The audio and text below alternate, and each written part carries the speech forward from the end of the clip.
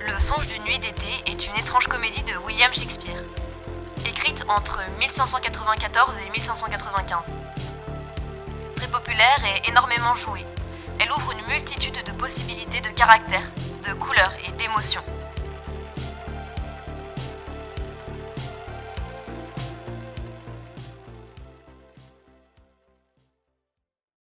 En bref, Lysandre et Hermia, couple tout mignon et super amoureux, veulent partir dans les bois pour fuir ce malade DG, le daron, qui préfère qu'Hermia épouse un autre gars, Démétrius.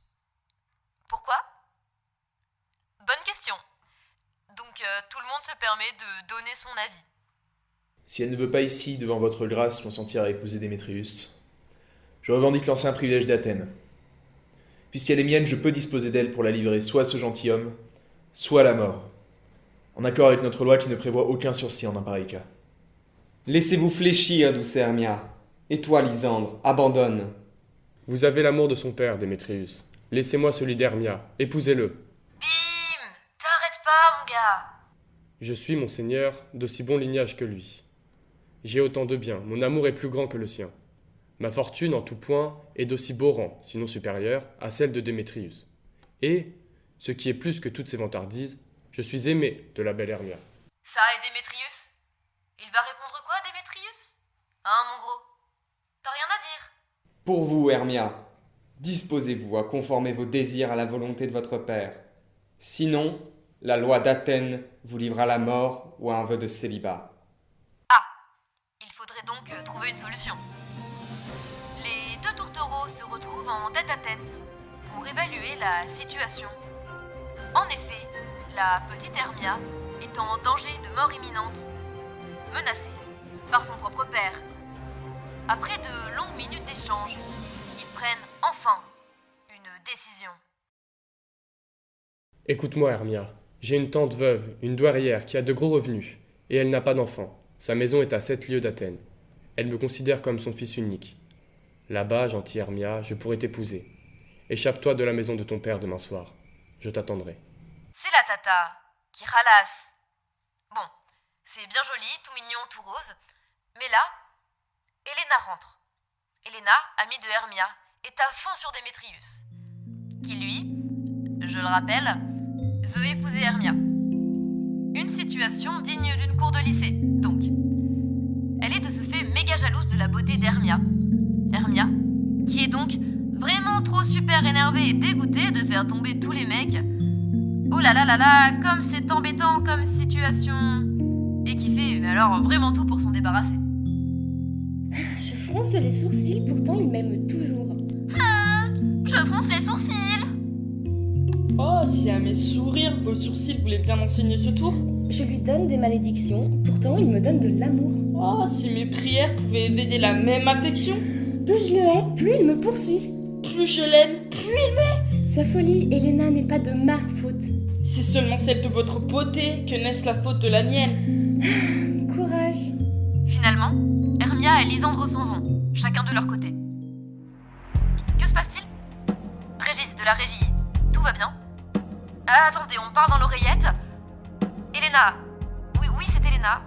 Ah! Elle veut nous parler depuis le confessionnal? Helena, nous vous écoutons. Bah j'en peux plus. Mais j'en peux plus en fait. Comment ça courage? Titi rancœur, tire rancune. Ton cœur conquis, le mien détruit. Alors là, c'est bon, tu vois. Je le dis, ça sort. C'est la goutte qui fait déborder la fontaine. C'est le point de non-demi-tour. Je sors, je vois Démétrius. Je m'assois en face de lui et je lui dis. Je mets les poings sur les T et les barres sur les I. Démétrius, assis-toi, faut que je te parle. J'ai passé la nuit dans le noir. Hermia se tape un autre cas, ouais. Ils vont partir dans les bois ce soir. Mais il reste une lueur d'espoir. T'es dans le déni, ma sœur. Respire un coup. Sur ce, nous nous trouvons obligés de couper ce confessionnal pour des raisons évidentes techniques.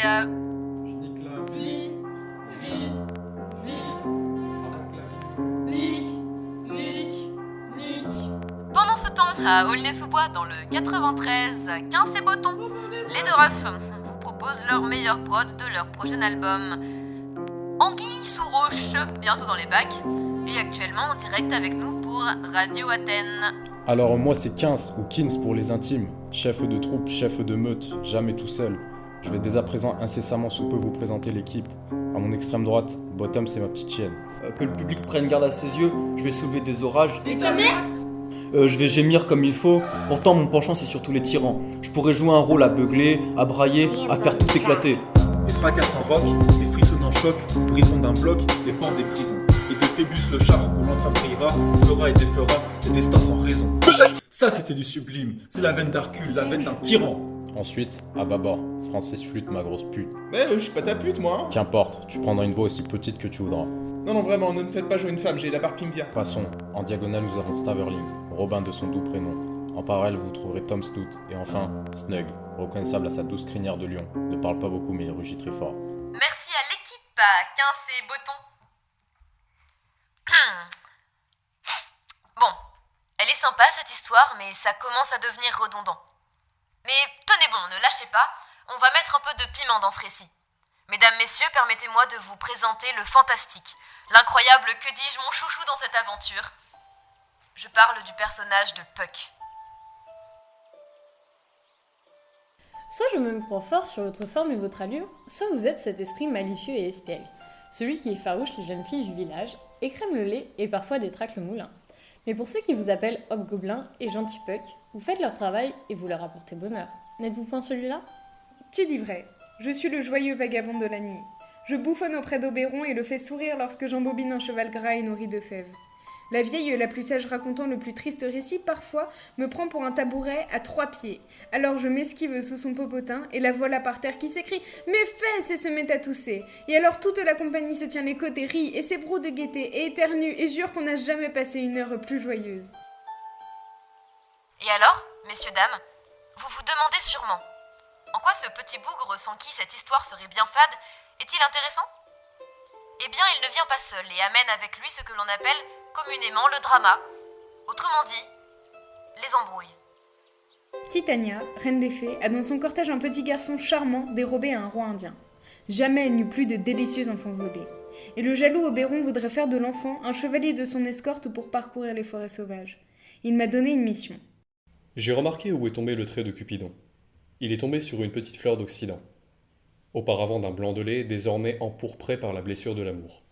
Et les vierges l'appellent pensée d'amour. Va me chercher cette fleur. Son suc déposé sur des paupières endormies rendra tout homme ou toute femme follement idolâtre de la première créature vivante qu'il verra. Va me chercher cette plante. Et sois ici de retour avant que le Léviathan ait pu nager une lue. J'enfilerai une ceinture autour de la terre en 40 minutes. Une fois que j'aurai ce suc, j'observerai Titania quand elle est endormie. Et j'en verserai la liqueur sur ses yeux. La première créature qu'elle regardera à son réveil, elle la poursuivra avec l'âme de l'amour. Et avant que je délivre sa vue de ce charme, je l'obligerai à me livrer son page. Attendez, pause. Vous entendez, vous aussi ? J'entends Démétrius et Helena. Ça a pas l'air d'aller fort.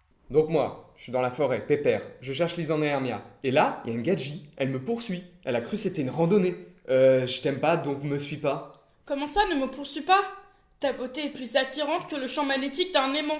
Arrête de m'attirer et j'arrêterai de te suivre. Est-ce que je cherche à vous séduire ? Est-ce que je vous parle gentiment ? Est-ce que je ne vous dis pas avec la plus grande franchise que je ne vous aime pas et que je ne peux pas vous aimer ? Traitez-moi comme votre épagnole. Repoussez-moi, frappez-moi, méprisez-moi, abandonnez-moi. Seulement permettez-moi de vous suivre. Je suis malade quand je vous vois. Ah, bah tiens, voilà Oberon qui passe. Quelque chose à dire, Oberon ? Écoute Manaf, ne t'inquiète pas. Avant qu'il ait quitté ce bois, lui cherchera ton amour et toi tu le fuiras. Puck, vagabond, bienvenue. Tu as la fleur, je t'en prie, donne-la-moi. Je vais m'occuper de Titania, et toi, prends-en un peu et cherche dans ce bois. Une charmante Athénienne est amoureuse d'un jeune homme qui la dédaigne, imprègne-en ses yeux. Mais veille à ce que la prochaine créature qu'il verra soit cette dame. Oberon part de son côté et réussit sa mission. Mais, tenez-vous bien, les choses ne vont pas cesser de se compliquer. Mon chouchou, Puck, va tomber sur Hermia et Lysandre en train de dormir. Ce bêta les confond avec Démétrius et Helena et dépose la fleur magique sur les yeux de Lysandre. Puis, comme par hasard, au même moment, qui c'est qui passe là où dorment Hermia et Lysandre ? Je vous donne dans le mille. Démétax et Hélénax ! Et là, c'est le bordel. Lysandre se réveille, ses yeux tombent sur Helena, et bim, il tombe amoureux. Bien évidemment. Mais qui est là? Lysandre? À même le seul? Mort? Endormi? Je ne vois ni sang ni blessure. Lysandre, si vous vivez, cher Seigneur, réveillez-vous. Et je traverserai le feu, ma douce, par amour pour toi, transparente Helena. Ce n'est pas Hermia, mais Helena que j'aime.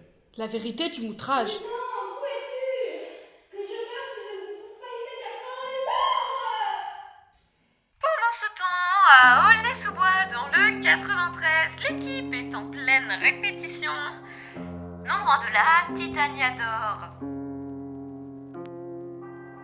Le merle, si noir de couleur, avec son bec fauve orangé, la grive au gosier enchanteur, le roitelet au chant fluet. Quel ange me réveille sur mon lit de fleurs?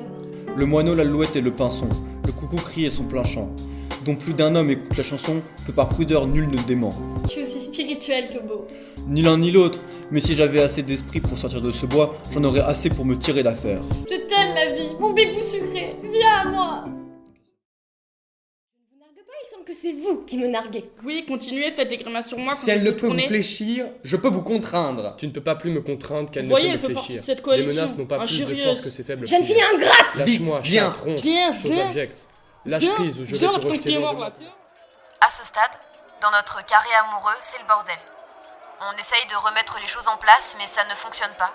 Les personnes censées s'aimer ne s'aiment toujours pas. Comme un arrière-goût de cause perdue. Tout le monde mange des fleurs, tout le monde fume de l'herbe.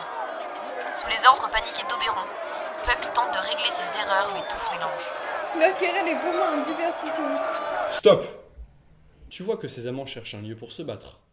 Dépêche-toi donc, Puck, d'obscurcir la nuit. Recouvre tout de suite le firmament étoilé, et égare si bien ses rivaux irascibles, qu'ils ne puissent plus se retrouver l'un l'autre.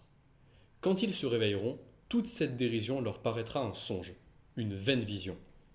J'irai trouver ma reine pour lui réclamer son petit indien, puis je lui délivrerai ses yeux ensorcelés, et tout sera en paix.